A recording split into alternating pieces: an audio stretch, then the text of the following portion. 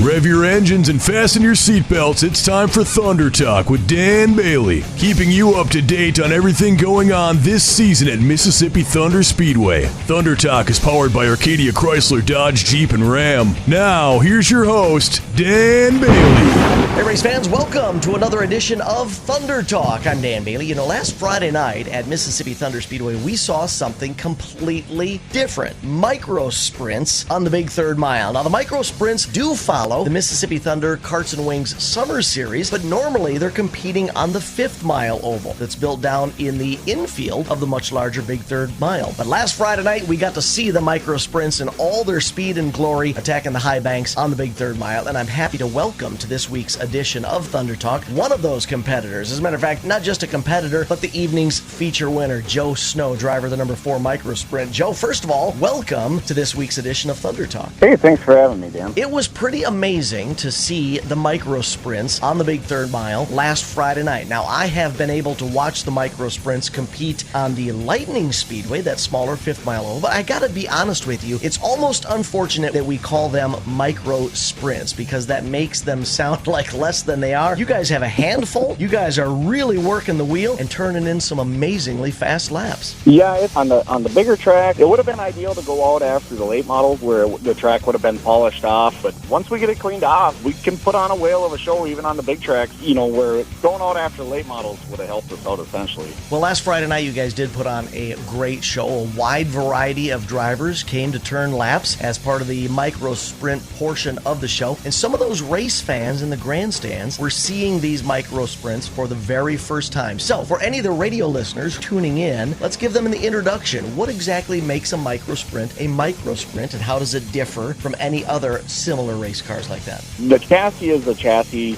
made directly for micro sprints, where if you get into lightning sprints, that's more of a midget chassis that they can convert to a lightning sprint, which is a 1000cc motorcycle motor, where ours is a 600cc motorcycle motor, 4-stroke, 4-cylinder, Yamaha, Suzuki, Hondas, Kawasaki's. We have a full shifting gearbox. We're pretty much the next step from go-kart for anybody to want to get into an open wheel. We're kind of the next step. Like I tell a lot of the people and a lot of kids and fans that inquire about us, is our driving style in these cars really get you prepared for the full-size cars. It's a fun, good class. We have age 12, and right now I'm currently on the track as the oldest guy at age 43. So we kind of have a wide diverse of drivers in there. We have, I think we have 3 or 4 female drivers. And, you know, then we got a pretty good group all the way up from there. Joe, you've used the term we several times, and by we, you're talking about the Minnesota Micro Sprint Series. So tell us a little bit about that series. Where all do you compete? What tracks do you visit? How many dates do you have a year that you're on track with these micro sprints? I always call it we because I consider us a group. We could have up to 23 cars, 24 cars if everybody shows up. So I always consider it as we. So we're running between 7 different tracks, which consists of Princeton, Brainerd, Granite City Motor Park, Cedar Lake, Mississippi Thunder, the big track and the little track, the Wings and Kart Series. And then we also, on and off, we'll run up in Menominee at Thunder Hill. You know, we run between them tracks, and we run every other weekend, which is crucial to me. I'm a firm believer in that kids need to be kids. Kids need to have friends outside of racetracks. Parents need to be parents. Parents need to have friends outside of the racetrack and get family things done and go to the lake, go fishing, do whatever people want to do on the off time. So racing every other weekend is critical to me. I just had a talk today with a gentleman about it, and we were talking about the schedule. This year we ended up having 28 shows, which is more than I usually like. I usually like to keep it about 20 shows, but I also like to keep it where we run back-to-back shows. So we run a Friday and a Saturday, or a Saturday, Sunday. So let me ask you about the focus of the micro sprint series. Is the focus to be more of a transitional series? Youth coming up from the world of karts, utilizing the micro sprint series to learn and better understand the sprint cars and then to graduate into full-size sprint cars? Or is it a series in and of itself? An individual can pick up a car and they can be a lifetime member of this series? Or is the third option a little bit of both? It's actually a little bit of both. We have a group of guys that we have no intentions of going anywhere. So I guess I consider that our base group. We have the kids that are running all these wing carts, so I'm trying to get the kids from the wing cart to come up into this class, as well as in the last 3 years, we have had 5 drivers move up to the UMSS series, the IRA series, and now we got the Midwest Power Sports series, the GRP Midwest Power Sports series. We have a young man, 15 years old, that has moved up into that series, running a 360. So I take a great pride in being able to teach these kids and work with these kids to be able to move up to the next series. And because that, to me, is what's going to keep the fun in the class. It's going to keep parents wanting to bring their kids into the class, and it's something that they can carry with them to move forward up through the next series or the next classes that they run. Well, it sounds like the micro sprint class or the series has got its hat on straight. Looks like you guys are really thinking this through and putting together a interesting and intriguing series and class that racers, both youth and adult alike, can get involved in. But let's talk a little bit about you now. Let's talk about Joe Snow. I mean, you're coming off a feature win Friday night, and I was just kind of perusing through some of the results on the My Race Pass app, and it looks like you're flirting with 5 feature wins already this year. You're at 4, I believe, and a majority of your finishes have been top 5s, and all of them have been top 10. So it looks like you've got this class figured out. Well, again, I'm the old man of the group. I came out my rookie year, and I had 1 feature win, and I'm like, hey, I'll get the hang of this. And the second year, I had 1 feature win. The third year,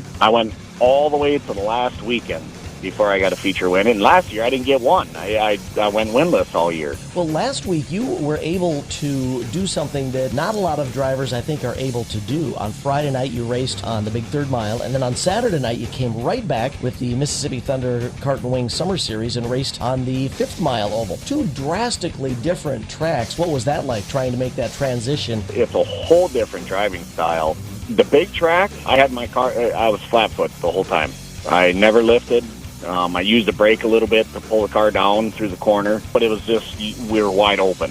When we get on the little track now, you don't dare hold it wide open, or you're going to be out on the big track. It puts it back in the driver's hands. Yep. It puts it how good you are with the hands and your feet. I watched the video. Ashley Williams, we had a fantastic race going for the lead on Saturday night, and I believe I beat her by about 5 feet. So, and I was throwing everything I had at it. I other than the kitchen sink, and if I'd have been close to home, I probably would have threw that at it too to get the win. She ran a phenomenal race, and if there's ever a time when I got out of the car and I knew I left it all on the track, that was on Saturday night. Those are the type of races that you'll remember for a while, aren't they? Yeah. Well, it doesn't matter if we're talking about micro sprints or late models or modifieds. It doesn't matter if we're talking about the Minnesota Micro Sprint Series or the United States Modified Touring Series. Supporters and sponsors are important in all levels of racing. So who is supporting Joe Snow racing efforts this year, and who's supporting the Minnesota Micro Sprint Series this year? I always try to kick in some extra money. So this year, a gentleman that used to race with us. He likes the racing, likes the micro sprint racing. And we got talking, and he came to me and he said, hey, if you know anybody that's looking for some help next year, he says, let me know. And I said, well, I tell you what, are you interested in sponsoring the series? And so Adam Klinkner came on with Special Tools Inc. He came on and sponsored us this year as the series sponsor. Scott Boyd with Caravan Trailers, he's been a good friend of mine for 15 years. He kind of started sponsoring me when I first got into racing. We have rugged companies, so Josh came on this year. He does heavy diesel mechanic, integrated technologies, and last is Hoosier Tire. They're a huge supporter for us and help to us. Well, Joe, congratulations on your clean sweep last weekend at Mississippi Thunder Speedway, winning Friday night on the Big Third Mile and then coming right back and winning Saturday night on the 5th Mile Lightning Speedway. I wish you the best of luck through the remainder of the 2021 series and can't wait to see you turning more laps at Mississippi Thunder Speedway. Again, Joe Snow, driver of the number 4 Micro Sprint. Thanks for joining us this week on Thunder Talk. Thanks, Dan, and if anybody wants to see some fantastic racing, come out to the Wings and Kart Series on Saturday at Mississippi Thunder. Come check us out. that's the closest track that we're at down in your guys' area, and hopefully we can get a couple more doubleheaders down there on the big track and little track. It was a lot of fun. I know our competitors enjoyed camping and hanging out and really enjoyed it. So and I appreciate everybody that came out on Friday and Saturday, and hope to see you guys again. Race fans, this Friday night, more action on the Big Third Mile Nutrien Ag Solutions Night as part of Mississippi Thunder Speedway's Free County Fans Night. Residents from any of the following 3 counties get in absolutely free: Pepin County, Wisconsin, Wabasha County, Minnesota, or Chickasaw County, Iowa. All you have to do is present a valid ID or some proof of residence within one of those counties, and you get in absolutely free. And as you just heard Joe mention, the very following night, Saturday night, more action with the Mississippi Thunder Wings and Carts Summer Series on the 5th Mile Lightning Speedway. Carts, slingshots, motorcycles, it's all happening Saturday. So a great 2-day special at Mississippi Thunder Speedway, both Friday and Saturday night. That was Thunder Talk, keeping you up to date on everything going on at Mississippi Thunder Speedway. Thunder Talk is powered by Arcadia Chrysler, Dodge, Jeep, and Ram. You ever notice that when you're on a fishing trip, you drive your boat all the way to the other side of the lake because you think that's where the best fishing is? And the people staying at the cabins on that side of the lake, well, they come and fish where your cabin is.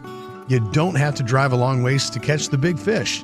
And at Arcadia Motors, you don't have to drive a long ways to get the best deal on a new Chrysler, Dodge, Jeep, or Ram truck. The best deals are right in the bay next to your cabin. Take the short, scenic drive to Arcadia Motors. ArcadiaDodge.com.